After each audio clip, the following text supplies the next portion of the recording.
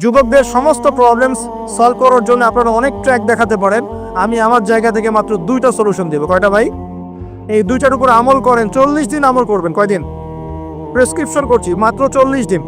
যদি 40 দিন আমল করার পরে যুব সমাজ এখান থেকে বের না হতে পারে, তারপরে আমার সাথে যোগাযোগ করেন, আমার কথা বলেন যে ভাই আপনার কথা কাজ হয় নাই, এটা বলে দেখে না। লক্ষ লক্ষ যুবকের জীবন এভাবে চেঞ্জ হয়েছে, লক্ষ লক্ষ, একটা দুটা না। ইনশাল্লাহ আপনারটাও হবে ইনশাল্লাহ। লক্ষ লক্ষ যুবকের জীবন পরিবর্তন হয়েছে এবং এমন এমন জায়গায় গিয়ে এই কথাগুলো পড়ছে, আমিও জানি না কোথায় গিয়ে কথাগুলো পড়ছে।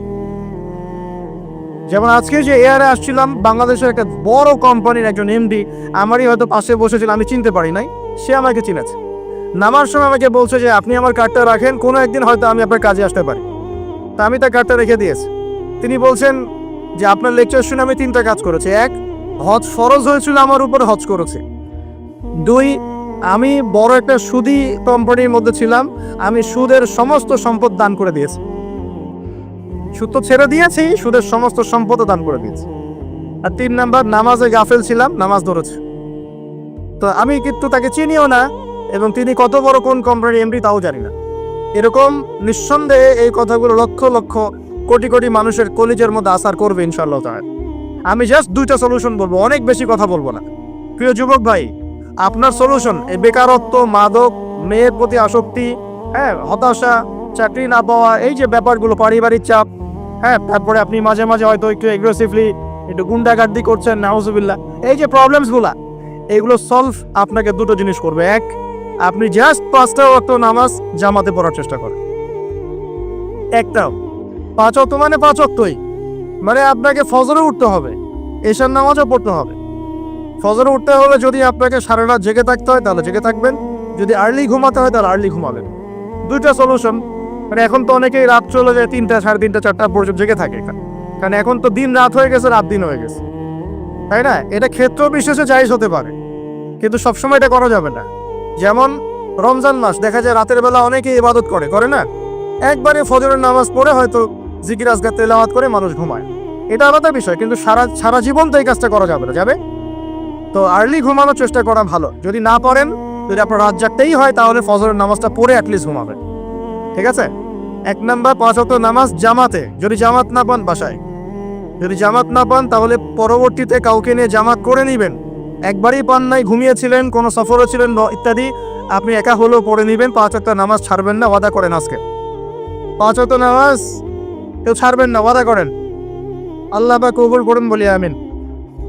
এই নামাজ, ইন্না সালাতা তানহা আনিল ফাহশাই ওয়াল মুনকার, আল্লাহ পাক নিজে বলেছেন এই নামাজ সমস্ত পাপের কাছ থেকে তোমাকে দূরে রাখবে ইনশাআল্লাহ, ইনশাআল্লাহ। আর একটা কথা মনে রাখবেন, যে নবীর শান শওকত নিয়ে আমরা আলোচনা করেছি এবং করতে যাচ্ছি, রাসূলুল্লাহ সাল্লাল্লাহু আলাইহি ওয়াসাল্লাম মুমূর্ষু অবস্থায়, একদম মুমূর্ষু অবস্থায় উম্মতের জন্য যে নসিহতগুলো করেছেন, তার মধ্যে একটা হচ্ছে as-salat ওয়া মা মালাকাত আইমানুকুম, নামাজের ব্যাপারে যত্নবান হও এবং তোমাদের অধীনস্থদের ব্যাপারে যত্নবান হও। এই 2টা কথা। শেষ ওয়ার্ড মানুষ কি বলতে পারে?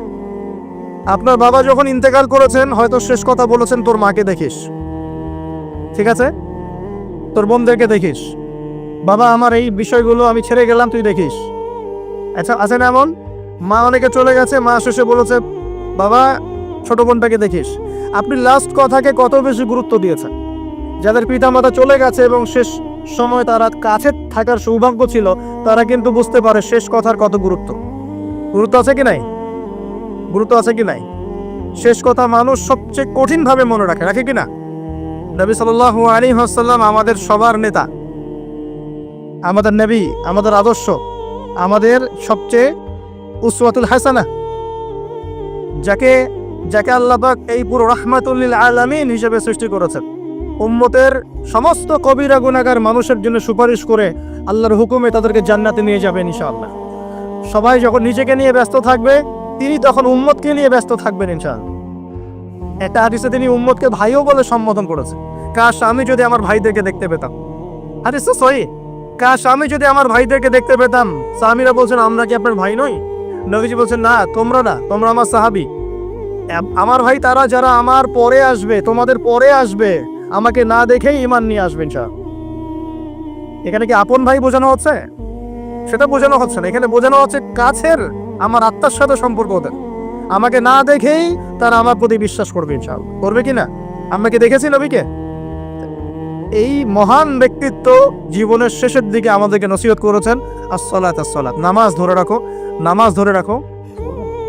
বসেন। ওয়াম্মা মালাকাত আইমানুকুম, এবং তোমাদের অধীনস্থদের ব্যাপারে সতর্ক থাকো। অধীনস্থ মানে কি? অধীনস্থ মানে কি বলেন দেখি? আপনার স্ত্রী আপনার অধীনে থাকে? সন্তান সন্ততি অধীনে থাকে? থাকে না? থাকে। কোনো কোনো ক্ষেত্রে পিতা মাতাও কি আমাদের অধীনে থাকে না? মানে আমরা আর্ন করতে পারি, পিতা মাতা আর্ন করতে পারে না, উপার্জন করতে পারে না, পিতা মাতাকে চালানো লাগে না আপনাদেরকে অনেক সময়, হয় কি না? অধীনস্থ মানে আপনার আন্ডারে যে মানুষরা আছে, এই মানুষদের ব্যাপারে, তাদের হকের ব্যাপারে সতর্ক থাকবে। কে বলেছেন এটা? আচ্ছা, এখান থেকে নামাজের গুরুত্ব বুঝতে পারলাম কি?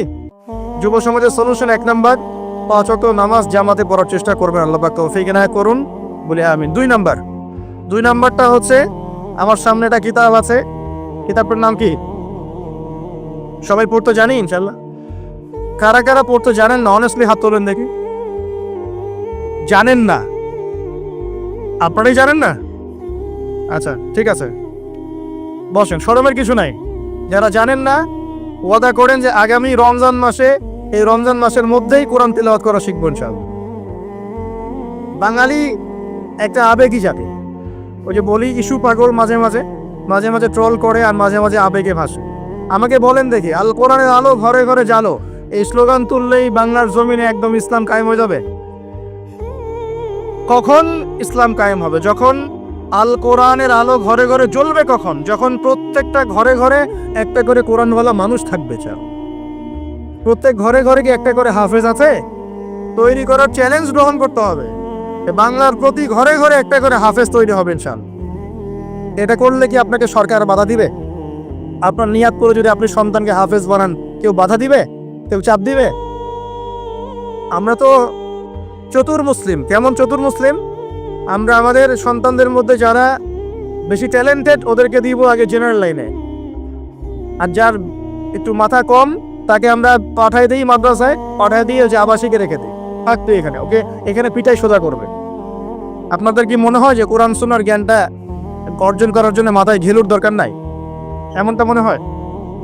কোরআন এবং সুন্নাহর জ্ঞান অর্জন করতে সবচেয়ে বেশি প্রজ্ঞা লাগে, সবচেয়ে বেশি মাথা কাটাতে হয়, সবচেয়ে ট্যালেন্টেড ছেলেটাকে দেয়া লাগতো কোরআন। আমরা উল্টা চলি। এই কারণে দেখা যায় যে কোরআন সুন্নাহ হাতে নিয়েও আমরা এখন ওয়ার্ল্ড অ্যাফেয়ার্সকে ডিল করতে পারছি না, আমরা ওয়ার্ল্ডকে চ্যালেঞ্জ করতে পারছি না। কেন? আল্লাহ রাব্বুল আলামিন আমাদের সবাইকে কোরআন শেখার তৌফিক দান করুন। আল কোরআনের আলো ঘরে ঘরে জ্বলবে তখনই যখন ইনশাআল্লাহ তাআলা আপনাদের প্রত্যেকের ঘরে একটা করে কোরআনওয়ালা মানুষ তৈরি হবে ইনশাআল্লাহ। পারা যাবে তো ইনশাআল্লাহ? নাকি কোরআন সুন্নাহ খালি আলেম ওলামাদের চর্চা করেই হবে? আপনাদের পড়ারও দরকার নাই, জানারও দরকার নাই, বোঝারও দরকার নাই। এখনটা ব্যাপারটা কেমন? কোরআন কি শুধু আল্লাহ পাক আলেমদের জন্য পাঠিয়েছে, নাকি শুধু মুসলিমদের জন্য পাঠিয়েছে, না পুরো মানব জাতির জন্য? পুরো মানব জাতির জন্য আল্লাহ কোরআন পাঠিয়েছে। ওয়াদা করা যাবে ইনশাআল্লাহ? যুব সমাজ ইনশাআল্লাহ আমরা কোরআন তেলাওয়াত তো শিখবই, অর্থ বুঝবো ইনশাআল্লাহ। রাজি আছি ইনশাআল্লাহ? এই রমজান মাসে আল কোরআন 1 খতম দিবেন ইনশাআল্লাহ। প্রত্যেকদিন 1 পারা করে তেলাওয়াত করার চেষ্টা করবেন, আল্লাহ তৌফিক দান করুন বলিয়া। আর যারা আমরা তেলাওয়াত করতে পারি, আমরা চেষ্টা করব আলিফ লাম মিম থেকে একদম মিনাল জিন্নাতি ওয়ান নাস পর্যন্ত অর্থ সহ পড়ার জন্য। পারবো তো ইনশাআল্লাহ? আল্লাহ তৌফিক দান করুন বলি আমিন। যেটা বলছিলাম, আইয়ামে জাহিলিয়াতে এই প্রবলেমসগুলো ছিল, আপনাকে আমি আস্তে আস্তে এখন মেরাজের দিকে নিয়ে যাচ্ছি। আইয়ামে জাহিলিয়াতের প্রবলেমস কি বললাম? 1 নাম্বার কি ছিল ভাই? শিরকের পাপ। 2 নাম্বার বলেন আমার সাথে, রিবা মানে সুদ। 3 নাম্বার মাদক, যেটা আমাদের সমাজে আছে কি নাই? 4 নাম্বার হচ্ছে মেয়েদের অবমাননা। নারী জাতিকে সেখানে খুব একটা মূল্যায়ন করা হতো না। আপনাদের কি মনে হয় এখন খুব মূল্যায়ন করা হয়? হ্যাঁ, এখন খুব মূল্যায়ন করা হয় না? এখন মূল্যায়ন করা হয় ঠিকই, কিন্তু তাদের দেহটাকে কিসে মূল্যায়ন করা হয়? এই দেহটাকেই মূল্যায়ন করা হয়, তাদের ডিগনিটি, তাদের সম্মানকে মূল্যায়ন করা হচ্ছে না। আমরা কত বড় ভণ্ড দেখবেন, নারী অধিকারের কথা বলি কিন্তু পতিতালয়গুলোকে বন্ধ করি না। আমরা যদি সত্যি তাদেরকে ভালোবেসে থাকি, তারা যদি আমাদের সমাজের অংশ হয়, আমাদেরই কারো মা, কারো বোন, কারো আত্মীয় হয়ে থাকে, তাহলে আমরা কি আমাদের অর্থ দিয়ে তাদেরকে কর্মসংস্থানের ব্যবস্থা করে দিতে পারতাম না? কয়জন এই কাজটা করেছে? কয়জন এই কাজটা করেছে বা করার হিম্মত দেখাচ্ছে? ওদেরকে রেখেও দিবে, তাদেরকে ভোগও করবে, করে আবার ওদের অধিকারের আন্দোলনও করবে। কত বড় ভণ্ড জাতি চিন্তা করবে। আমরা একটু নিয়োগ করতে পারি তো, আমরা আমাদের অর্থ সম্পদ থেকে আমরা প্রয়োজনে আমাদের পলিটিক্যাল পাওয়ার কাজে লাগিয়ে, আমাদের এখানে যারা অনেস্ট মেম্বার, চেয়ারম্যান, এমপি সাহেব থাকবেন, তাদের পলিটিক্যাল পাওয়ারটাকে কাজে লাগিয়ে আমরা আমাদের এলাকাগুলোর মধ্যে সমস্ত অনৈতিক কাজগুলো বন্ধ করে দিব স্যার। এবং ওই আমরা ভালো কোনো কর্মসংস্থানের ব্যবস্থা করে দিব। দেখবেন কোনোদিনও শেষের চাই এই পথে পা বাড়াবেন ইনশাআল্লাহ। কোনো মেয়ের কি এই কাজ করতে ভালো লাগে আপনার মনে হয়? কোনো মেয়ে চায় না যে সম্মান বিক্রি করে খেতে হবে, হয়তো পেটের দায়ে বা সামাজিক অন্ধকার জগতে পা বাড়িয়ে দালালের খপ্পরে পড়ে, বা এই যে নারী লিপ্সু কিছু পুরুষ মানুষের খপ্পরে পড়ে এই পথে চলে গেছে। এরা যদি আমাদের আত্মীয় হতো, আমাদের বংশে কেউ হতো, আমাদের কারো মা, কারো বোন, কারো স্ত্রী হতো, তাহলে কি আমরা সমাজে মুখ দেখাতে পারতাম? ইয়াজুজ আর মাজুজ সারা বিশ্বে ফাসাদ সৃষ্টি করবে। সূরা কাহফ পড়ে দেখেন, ইন্না ইয়াজুজ ওয়া মাজুজ মুফসিদুনা ফিল আরদ।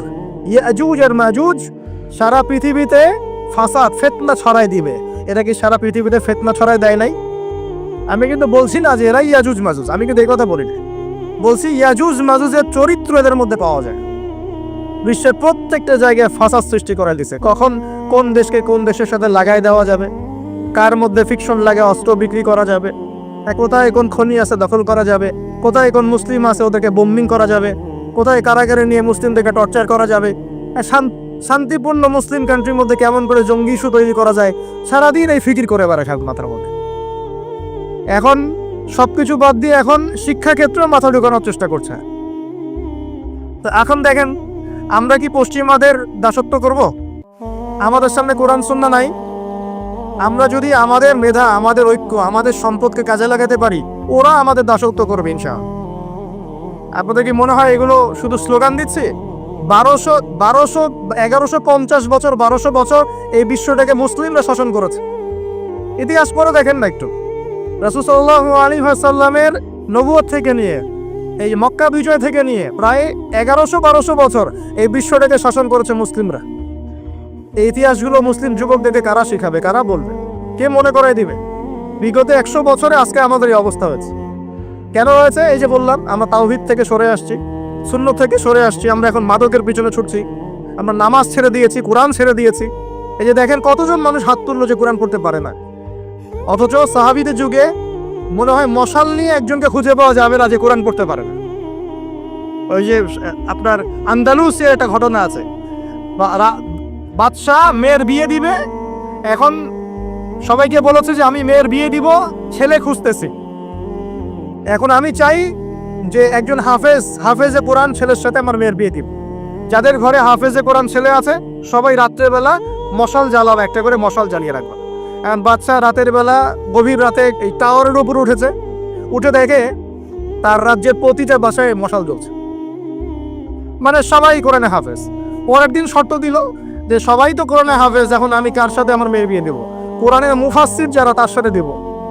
পরের দিন যখন উনি টাওয়ারে উঠেছেন, দেখে যে সব ঘরে মশাল জ্বলছে। এখন সবাই কোরআনে তাফসীর করতে যান। তারপর যে আরো কঠিন শর্ত দিয়েছে যে হাদিসের উপর গবেষণা কারা করেছে, হাদিস বেত্তা কারা, এবার কোরআন হাফেজ, তাফসীর এবং হাদিস জানে কারা। এবার দেখা গেছে অর্ধেক আলো জ্বলতেছে ঘরে, পুরো দেশের অর্ধেক আলো জ্বলতেছে। এইভাবে প্রায় 8-10টা ধাপে ধাপে তিনি জামাই সিলেক্ট করেছেন। জামাই পেতে এত কষ্ট। সবাই ভালো মানুষ, এর মধ্যে ভালো কোথায় খুঁজে বের করুন। তো দেখেন, আমরা যে ইসলাম থেকে সরে আসছি, এই কারণে আজকে বিগত 100 বছরে আমাদের এই অবস্থা হয়েছে। আল্লাহ পাক আমাকে এবং আপনাদের সবাইকে 5 ওয়াক্ত নামাজি বানায় দেন, দোয়া করে। আল্লাহর পথে চলতে হলে কিন্তু কষ্ট হবে, মানুষ ভালো মন্দ বলবে, অনেক সমস্যা। জান্নাতকে ঘেরা হয়েছে কষ্ট দিয়ে, আর জাহান্নামকে ঘেরা হয়েছে প্রবৃত্তির দাসত্ব দিয়ে। মন যাচাই তাই করেন নাম প্রবৃত্তি। মন চাচ্ছে মদ খাইলেন, মন চাচ্ছে জেনা করলেন, মন চাচ্ছে সুদ খাইলেন, আর মন যাচাই তা দিয়ে জাহান্নামকে ঘেরা হয়েছে। এবার নবীজি বলছেন, জাহান্নামে আমি উকি বেরো দেখেছি, জাহান্নামে দেখেছি বেশিরভাগ অধিবাসী, জাহান্নামের বেশিরভাগ মানুষ হচ্ছে উম্মতে মুহাম্মাদির নারী জাতি। বলেন নাউজুবিল্লাহ।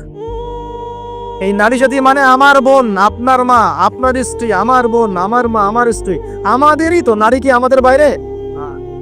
কেন তারা জাহান্নামে যাবে? নবীজি বলছেন কয়েকটা কারণ। এক, তারা বেশি বেশি লানত এবং অভিশাপ করে। এক।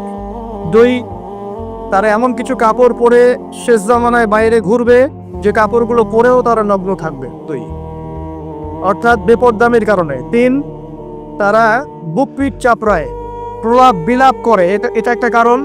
চার, তারা স্বামীর সাথে কখনো কখনো কুফরি করে। কেমন? স্বামী সারা জীবন যদি তাদের ভরণ পোষণ ভালোবাসা দিয়ে যায়, কোনো একদিন যদি কোনো সমস্যা সৃষ্টি হয়, বলবে যে সারা জীবন তোমার কাছে কিছুই পাইলাম। এই সব কিছুর ঊর্ধ্বে একটা কারণ আছে। সেটা হলো, শোনেন, তাদের উদ্ধত মস্তকটা আল্লাহ পাকের বিধানের সামনে সহজে অবনত হতে পারে না, চায় না। এগুলো কিন্তু সব মেয়েদের জন্য নয়, উম্মতে মুহাম্মাদির একটা অংশের মেয়েদের জন্য আল্লাহর নবী এইসব কথা বলেছেন। আবার এমনও মেয়ে আছে, শোনেন, এমনও মেয়ে আছে যারা ঈমান আমল টিকে রাখার জন্য না খেয়ে থাকতেও রাজি আছে। এমনও মেয়ে আছে, এমনও বহু দিনী মেয়ে আছে আমাদের সমাজে যারা ঈমান আমল ধরে রাখতে চায়, পরিবার তাকে রাখতে দেয় না। ফেরাউনের ঘরে থেকেও একজন মেয়ে জান্নাতে গিয়েছে কি না? গিয়েছে। অতএব আমরাও যে দুধে দেওয়া তুলসী পাতা এমন নই, আমাদের মধ্যে বহু খারাপই আছে। কিন্তু নবীজি এখানে স্পেশালি বলেছেন যে শেষ জামানার মেয়েরা, নিসাউন কাসিয়াতুন আরিয়া, যারা কাপড় পরে নগ্ন থাকবে, মহিলাতুন নামিলাত, যারা অন্যকে আকৃষ্ট করবে, অন্যের দিকে আকৃষ্ট হবে, এরা জান্নাতে যাবে না, জান্নাতের গন্ধও পাবে না। নবীজি বলেছেন, আমি জাহান্নামে দেখেছি বেশিরভাগ নারী জাতি। এখানে আমার মা, আমার বোন, আপনার মা, আপনার বোনের সতর্ক হওয়ার কি হেদায়েত আছে কি নাই? আর এই মেয়েদেরকে চালাই কি আমরা, না অন্য কেউ? আমরাই তো আমাদের পরিবারকে চালাই কি না? আমরাই তো খাওয়াই পড়ে নাকি? তাহলে আমাদের পরিবারের বোনেরা কি পর্দা করতে পারবে না, প্রতিষ্ঠা করতে পারবেন না?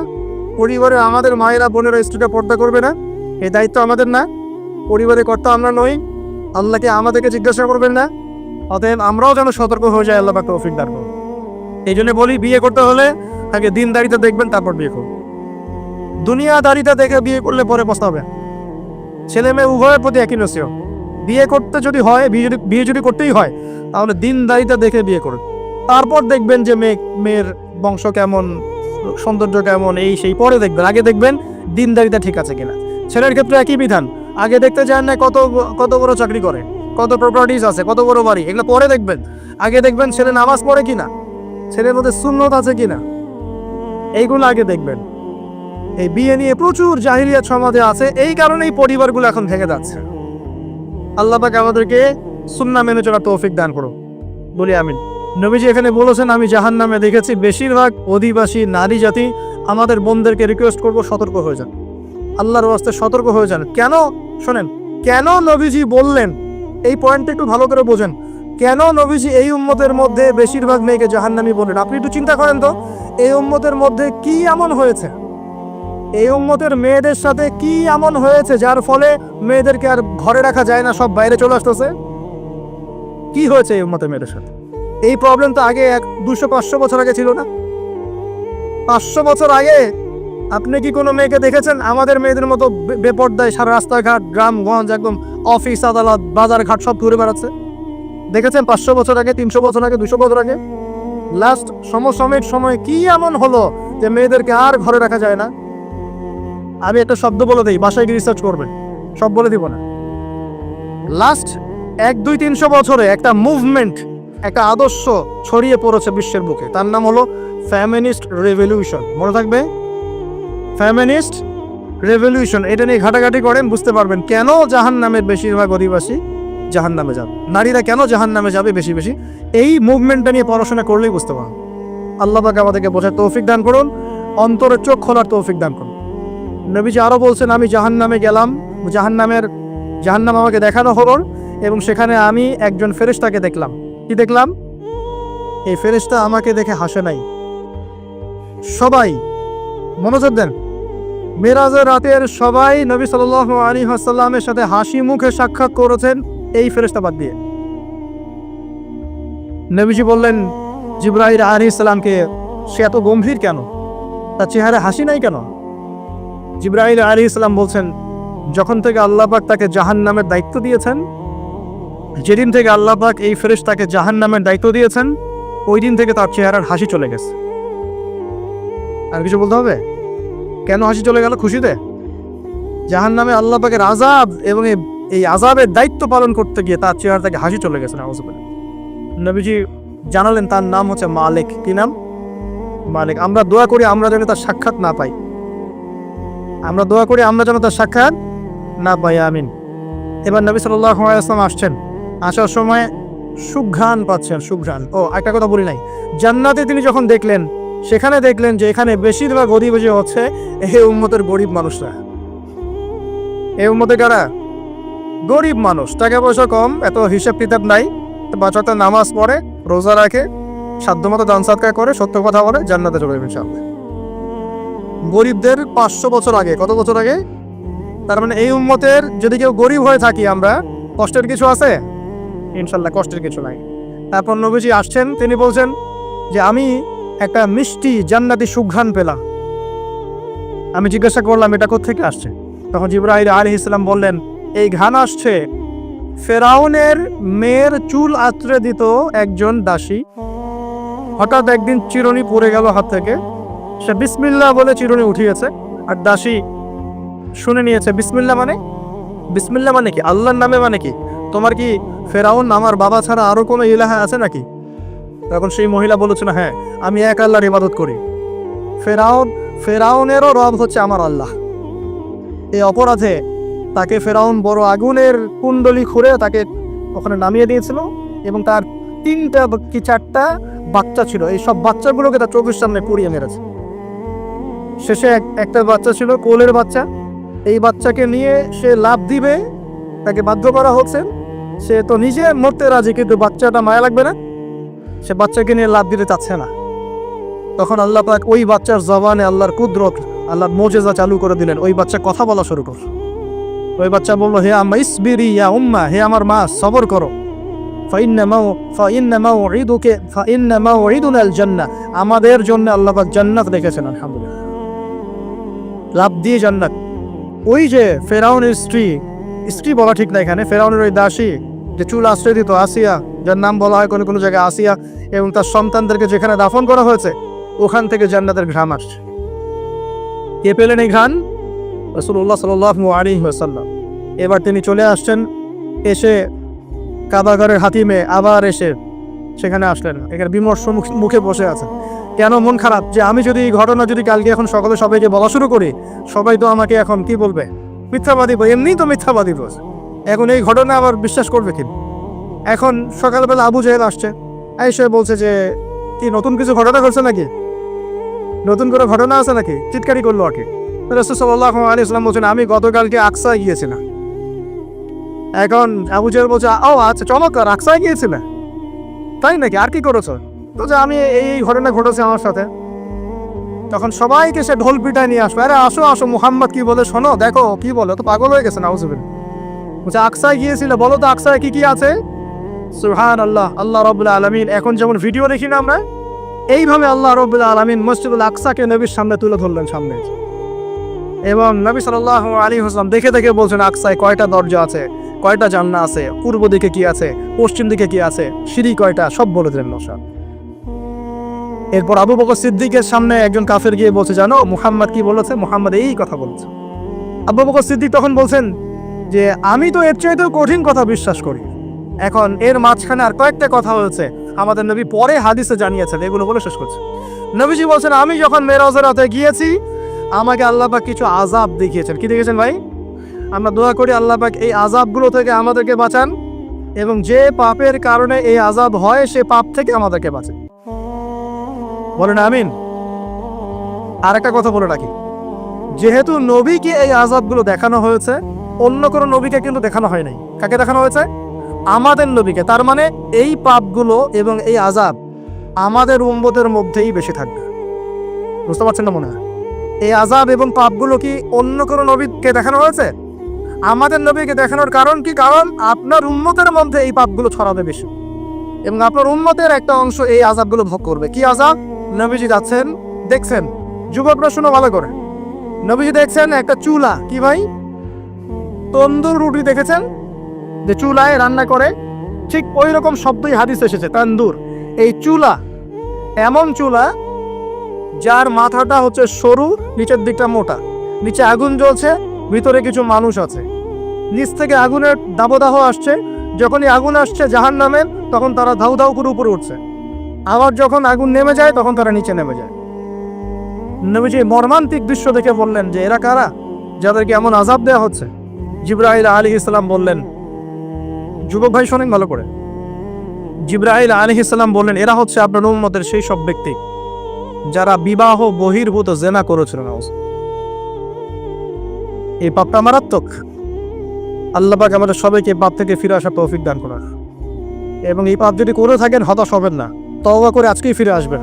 তওবা করলে আল্লাহ পাক যে কোনো পাপ মাফ করে দেবেন ইনশাআল্লাহ। যে কোনো পাপ তওবা খাস করতে হবে, কোনোদিন এই পাপে লিপ্ত হওয়া যাবে না। এই যে গত 3-4 দিন আগে একটা দিবস চলে গেল না, লক্ষ লক্ষ কোটি কোটি যুবক যুবতী পাপ করেছে, করে নাই? আর আমরা উস্কে দিয়েছিলাম কাছে আসার গল্প, অমুক তমুক হাবি যাবি কত কথা। আর এদের স্লোগানগুলো এত চটকদার, খুব মজা লাগে, খুব মজা, মুখরোচক ভাবে উপস্থাপন করে। আল্লাহ পাকের কাছে আসার গল্প করা যায় না, রাসূলের কাছে আসার গল্প করা যায় না। আসলে এখনকার মিডিয়াগুলো এতটাই নির্লজ্জ হয়ে গেছে। কেন বলছি শোনেন, ইসলামের সাথে শত্রুতা তো আছেই, কোনোদিনও আল্লাহর কাছে আত্মসমর্পণ করা লাগে এমন কোনো ওয়ার্ডও বলবে না। টাইটেল দিবে ভূমিকম্পের কাছে মানুষ কত অসহায়, টাইটেল দিয়েছে একটা। প্রাকৃতিক বিপর্যয়ের সামনে মানুষ কত অসহায়, প্রকৃতির কাছে মানুষ কত অসহায়, এসব টাইটেল দিয়ে ভিডিও দিচ্ছে। ওই যে ভূমিকম্প ইস্যুতে একটা বারও বলল না যে এই আল্লাহ পাকের কাছে আল্লাহর শক্তির সামনে মানুষ কত অসহায়। ওই শব্দ ব্যবহার করা যাবে না। ওই শব্দ ব্যবহার করলে আপনি মৌলবাদী হয়ে যাবেন। যে প্রকৃতিটা কি? প্রকৃতি কে?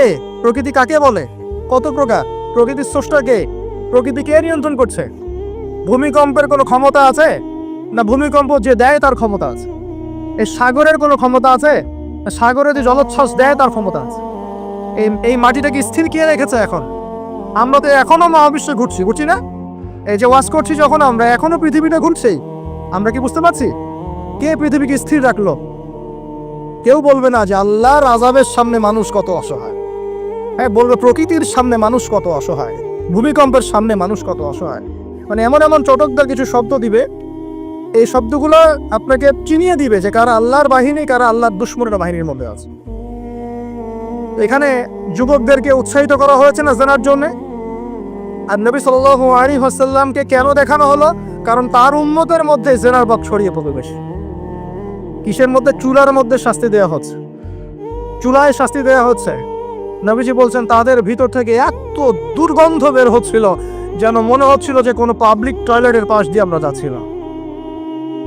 প্রিয় ভাই, আল্লাহর রাস্তায় জেনার ধার কাছেও যায় না। আল্লাহ পাক বলেছেন ওয়ালা তাকরাবু জিনা, জেনার কাছেও যেও না। এক নাম্বার শাস্তি কি দেখেছেন নবী সাল্লাল্লাহু আলাইহি ওয়াসাল্লাম? কিসের শাস্তি? তন্দুর চুলার মধ্যে আগুনের শাস্তি। কিসের পাপের কারণে? বলেন, জেনা। এই উম্মতে মুহাম্মাদের মধ্যে জেনা ছড়িয়ে পড়েছে কিনা? এখন আমরা কি এই স্রোতে গা ভাসাবো না দূরে থাকবো?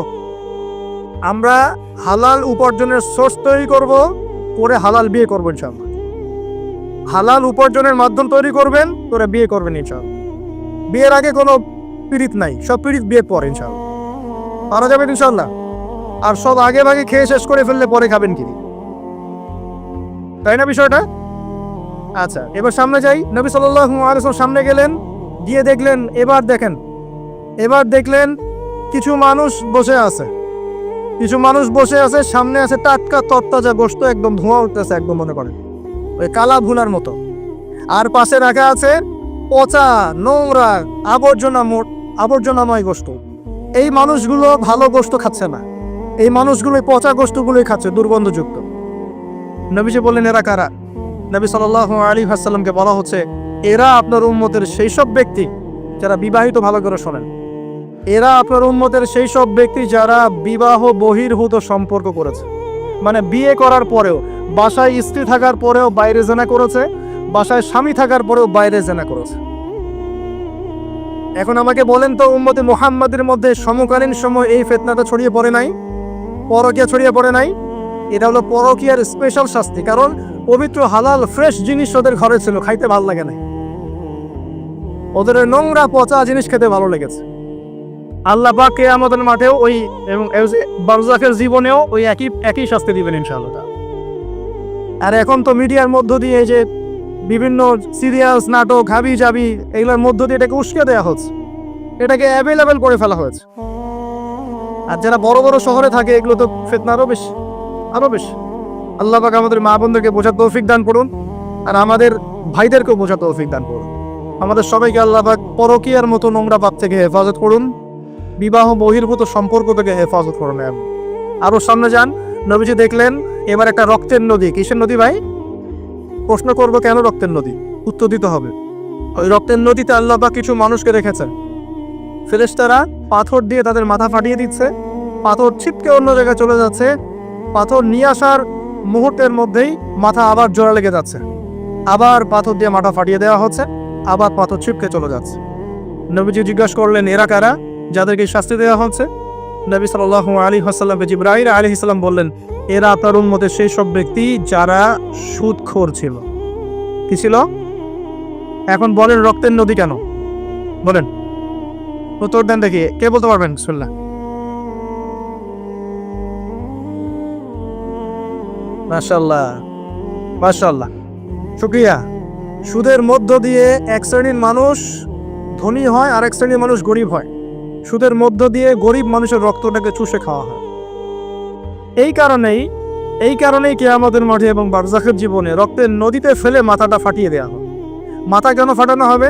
এই মাথা দিয়ে শয়তানি বুদ্ধিটা বের করেছিল যে ইন্নামাল বাইউ মিসলুর রিবা, সুদ হচ্ছে ব্যবসার মতোই। এই শয়তানি কোত্থেকে বের হইছে? এই মাথা থেকে। কোন মাথা মাখায় দেওয়া। আল্লাহ তাকে শাস্তি খুব নিপুণ। আমি চিন্তা করার চেষ্টা করেছিলাম আজকে কেন এই শাস্তিগুলো এইভাবে আসবে। আল্লাহু আ'লাম বিসওয়াব, আল্লাহ ভালো জানেন, তবে আমাদের কাছে এটা মনে হয়। এরপর সামনে যান, এই পাপের কারণে আরো কিছু মানুষকে শাস্তি পেতে দেখা গেছে। নবীজি দেখেছেন আরো এক শ্রেণীর মানুষ যাদের পেটটা ফুলে আছে। প্রাসাদ দেখেছেন, অট্টালিকার মতো পেটটা ফুলে আছে, ভিতরে সাপ কিলবিল করছে। না না না না না, নবীজিকে জিজ্ঞেস করলেন এরা কারা? এই হাদিসেও আছে এরা ছিল আপনার উম্মতের সুদখোর ব্যক্তিরা, পেটের ভেতর সাপ কিলবিল করছে। আরেকটা জায়গায় তিনটা দেখা গেছে সুদখোরের শাস্তি। কয়টা ভাই?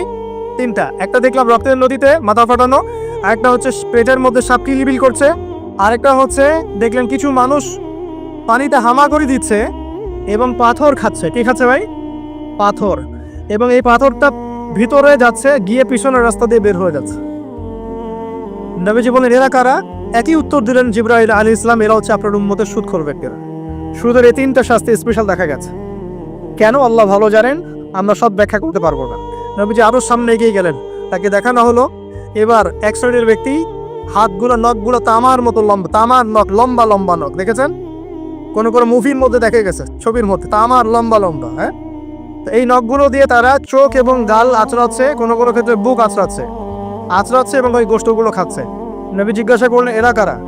নবীজিকে বলা হচ্ছে এরা আপনার উম্মতের সেই সব ব্যক্তি যারা বেশি বেশি গীবত করত এবং অন্যের নামে মিথ্যা অপবাদ ছড়াতো।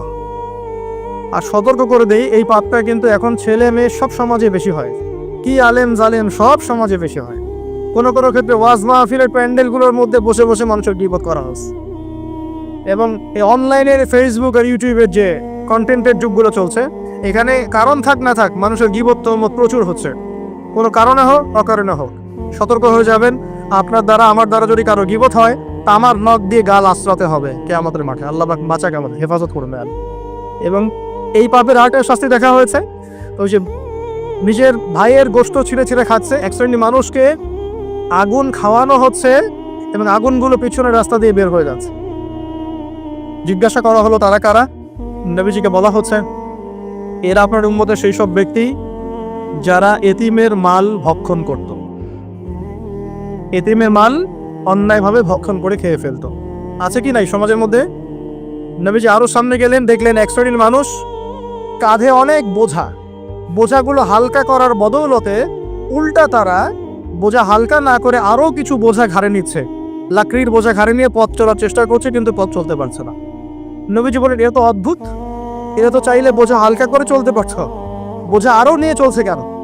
নবীজিকে বলা হচ্ছে এরা আপনার মধ্যে সেই সব ব্যক্তি যারা দায়িত্ব যতটুকু নিয়েছিল অতটুকু তো পালন করতে পারতোই না, আরো দায়িত্ব চেয়ে নিত মানুষের কাছে। দায়িত্ব চেয়ে নেওয়ার সংস্কৃতি চলছে না এখন? যোগ্যতা থাকেন না থাক, মানুষ দায়িত্ব চাচ্ছে না, দায়িত্ব না দিলে লাগ করে। যোগ্যতা থাক না থাক, মানুষকে দায়িত্ব চেয়ে নিচ্ছে কিনা। দায়িত্ব নেওয়াটা বড় কথা নয়, পালন করাটা বড় কথা। না করতে পারলে এই শাস্তি ভোগ করতে হবে। আল্লাহ পাক আমাদের সবাইকে হেফাজত করুন, আমিন। এবার সামনে গেলেন, দেখলেন এবার তো মুশকিল। সামনে গিয়ে দেখলেন এক শ্রেণীর মানুষ, কয়েকটা মানুষ না, এক শ্রেণীর মানুষ, যাদের জিহ্বাগুলোকে, ঠোঁট আর জিহ্বাগুলোকে আগুনের কেচি দিয়ে কেটে ফেলা হচ্ছে। নবীজি বললেন, এরা কারা? রাসূল সাল্লাল্লাহু আলাইহি ওয়াসাল্লামকে বলা হচ্ছে, এরা আপনার উম্মতের সেই সব ব্যক্তি যারা ছিল ওয়াইজ বক্তা, আলেম ওয়াইজ বক্তা, যারা মানুষের সামনে দ্বীনের কথা বলতো কিন্তু নিজেরাই সেই দ্বীনের প্রতি আমল করত। আল্লাহ রাব্বুল আলামিন আমাকে এবং আপনাদের সবাইকে এই মর্মান্তিক শাস্তি থেকে বাঁচান। যা বলবো তার উপর আমল করা তৌফিক দান করুন, যা জানবো তার উপর আমল করা তৌফিক দান করুন। যা বলি আমল করি না সেটা প্রয়োজনে বলার দরকার নাই, এটা আমল করি না সেটা প্রয়োজনে বলার দরকার নাই। আল্লাহ পাক আমাদেরকে রাসূলের সুন্নাহ মাফিক দাওয়াতি কাজ করার তৌফিক দান করুন এবং এই শ্রেণীর বক্তার অন্তর্ভুক্ত হওয়া থেকে আল্লাহ পাক আমাদেরকে বাঁচান।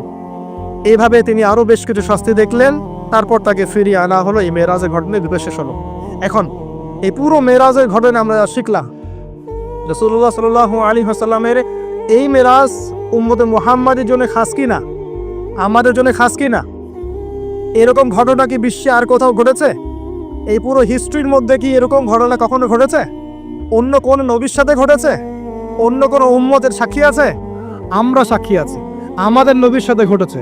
আমাদের নবীর ক্ষেত্রে জীবনে এই বিস্ময়কর ঘটনা একবার ঘটেছে। আল্লাহ পাক কি কোনো নবীকে তার কাছে নিয়ে ওহী করেছেন? আসুন এই মেরাজে যে বিষয়গুলো আমরা শিখলাম, আমরা সবাই এর উপর আমল করার চেষ্টা করি। আল্লাহ পাক তৌফিক দান করুন। আইয়ামে জাহিলিয়াতের মানুষরা যে আল্লাহকে বিশ্বাস করতো না, বিষয়টা এমন না। আইয়ামে জাহিলিয়াতের মানুষরা আল্লাহকে ঠিকই বিশ্বাস করত, কিন্তু আল্লাহকে পাওয়ার জন্য ওসিলা পূজা করত, মাধ্যম পূজা করত।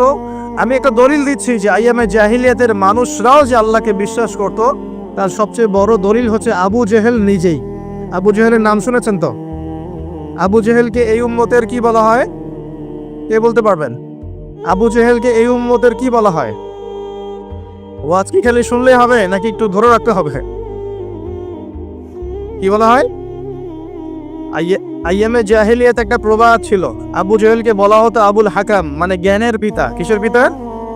জ্ঞানের পিতা। কিন্তু ইসলাম আসার পরে যখন সে ইসলাম কবুল করে নাই এবং সত্যকে চিনেও প্রত্যাখ্যান করেছে, তখন নবী সাল্লাল্লাহু আলাইহি ওয়াসাল্লাম বলেছিলেন আবু জেহেল হচ্ছে এই উম্মতের ফেরাউন। কে?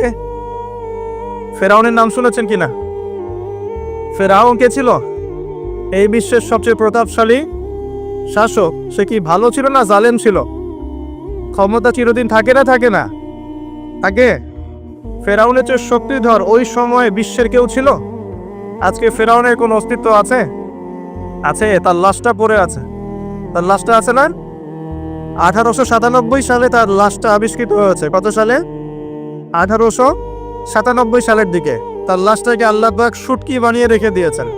কেন রেখেছেন এই দলিলটাও কোরআনে আছে। ওই যে বললাম কোরআন সবকিছুর ব্যাখ্যা করেছে।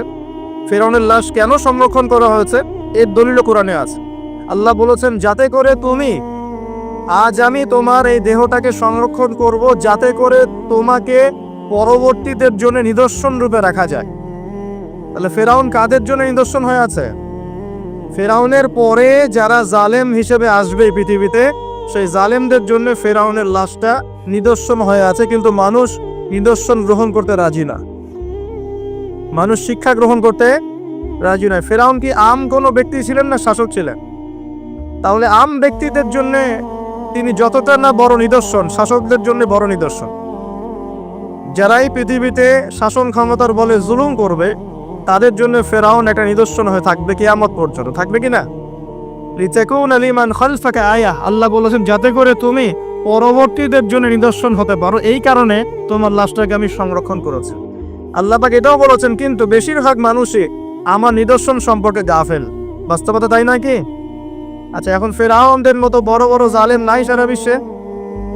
তাদের জন্য নিদর্শন না শিক্ষা না? এটা শিক্ষা। দেখুন আবু জেহেলকেও এই উম্মতের ফেরাউন বলা হতো। কেন?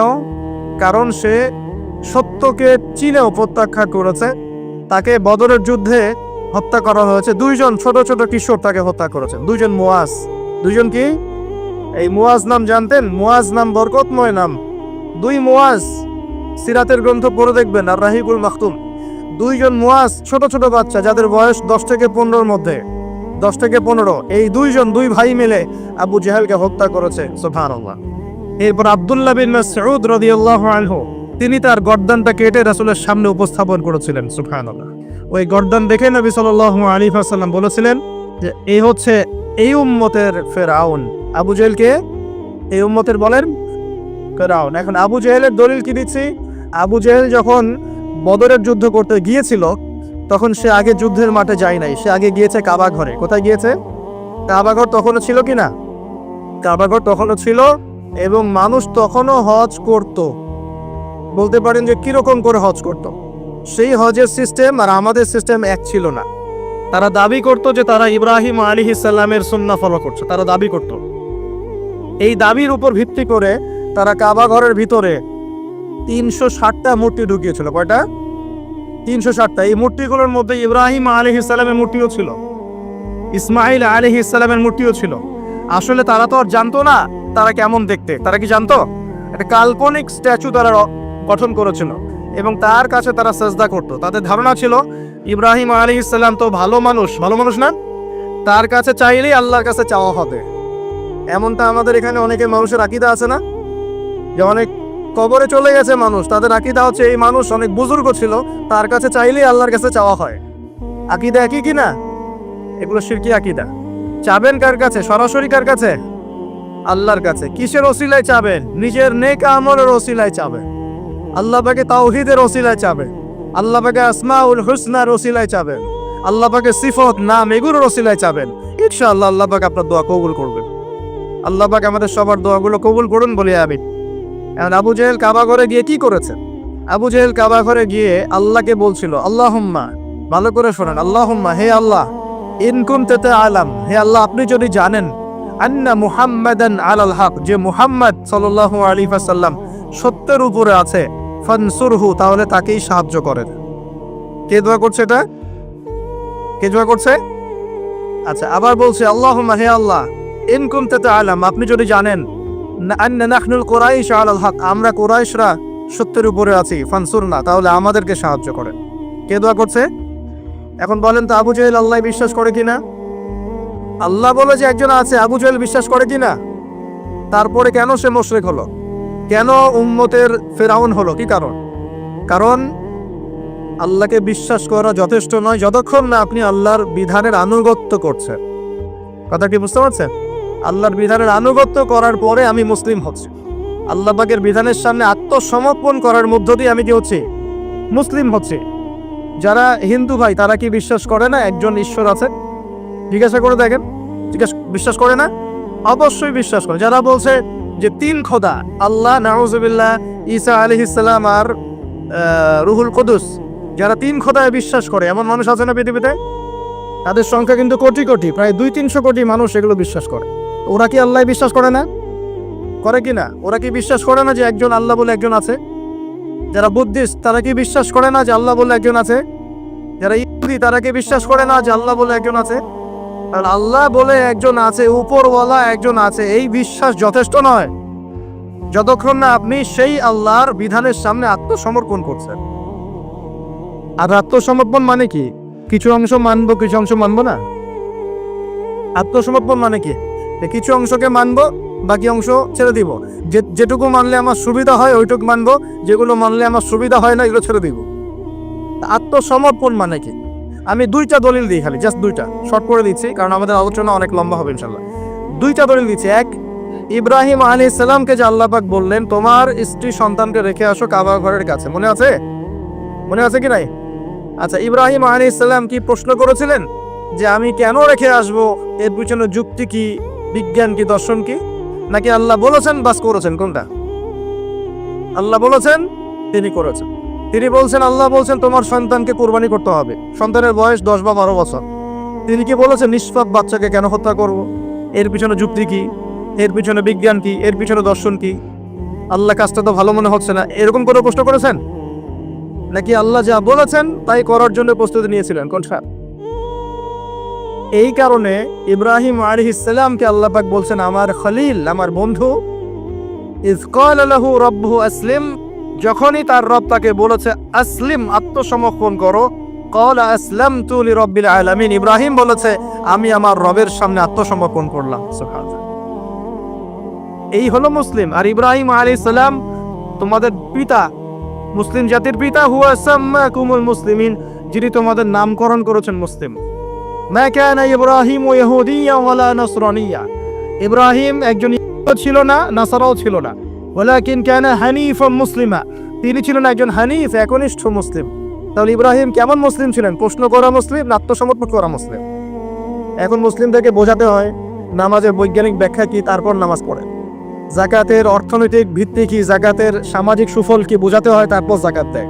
রমজানের মেডিকেল ব্যাখ্যা কি, রোজা রাখলে শরীর কিভাবে ভালো থাকে, এগুলো বোঝানোর পর রোজা রাখে। বোঝাতে হয় যে আল্লাহ পাকের বিধান যেগুলো আছে, যেমন চোরের হাত কেটে ফেলা, হ্যাঁ, ধর্ষকের শাস্তি দেওয়া, মৃত্যুদণ্ড দেওয়া প্রকাশ্যে, এগুলো বোঝাতে হয় যে এগুলোর সামাজিক পলিটিক্যাল ভিত্তি আছে, এগুলো দিলে সোশ্যালি শান্তি কায়েম হয়। বোঝানোর পরেও তারা মানতে চায় না। ইব্রাহিম আলাইহিস সালাম আল্লাহর আদেশ আসার সাথে সাথেই আত্মসমর্পণ করতেন। এই হলো মুসলিম। তাহলে ইসলাম কাকে বলে? আত্মসমর্পণ, নাকি কিছু অংশ মানবো আর কিছু অংশ মানবো না?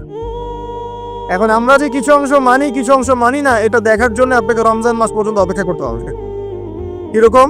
রমজান মাসে দেখবেন যে নামাজ পড়লো মাশাআল্লাহ, তারাবির নামাজ, ব্যবসা করতে গিয়ে দেখবেন মাপে কম দিবে।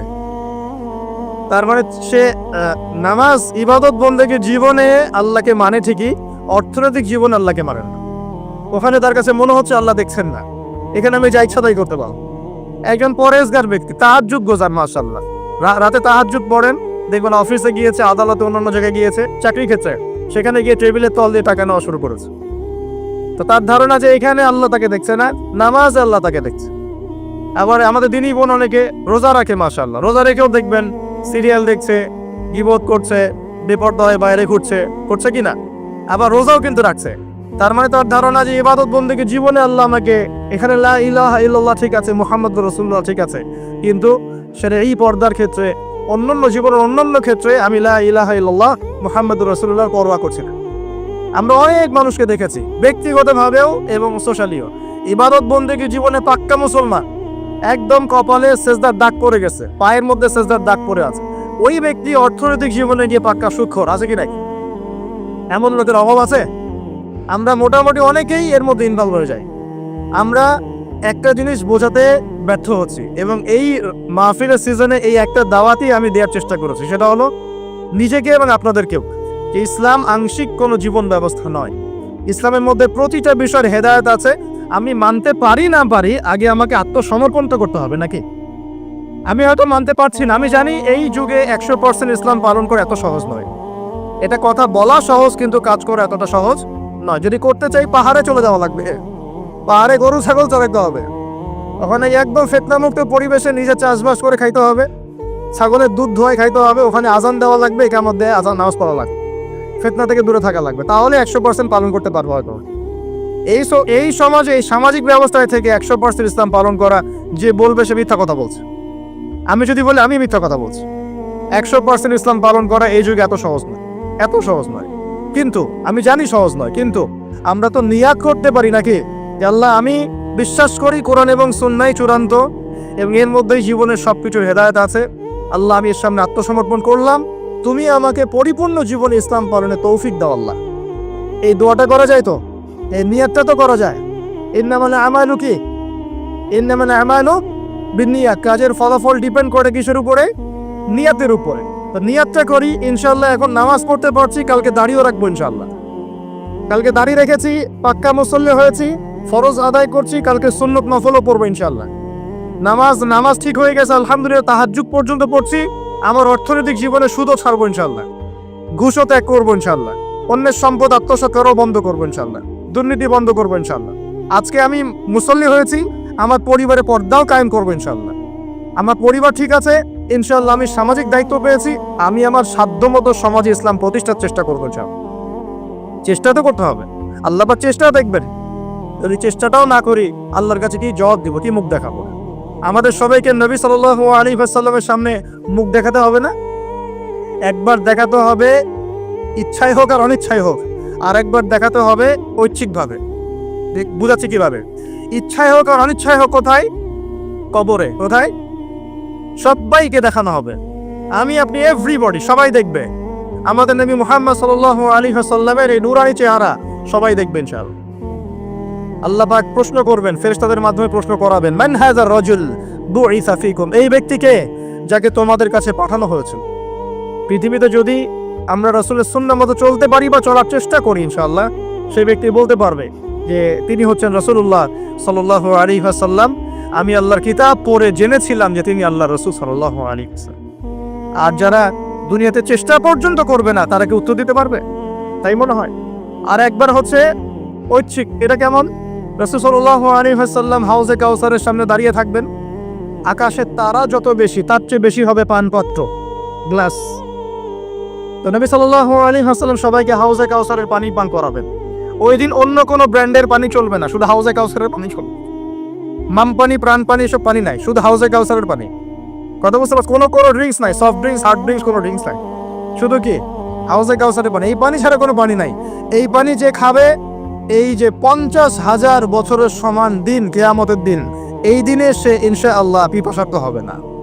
সে আর কোনোদিনও পিপাসার্ত হবে না ইনশাআল্লাহ। আর যে ব্যক্তি পান করতে পারবে না, তার কি অবস্থা সেটা বুঝতেই পারছেন। সবাইকে নবীজি পান করাতে থাকবেন, হঠাৎ পর্দা পড়ে যাবে, হঠাৎ একটা পর্দা পড়ে যাবে, অদৃশ্য পর্দা। নবীজি বলবেন, ইন্নাহু মিন্নি, এরা তো আমার উম্মত।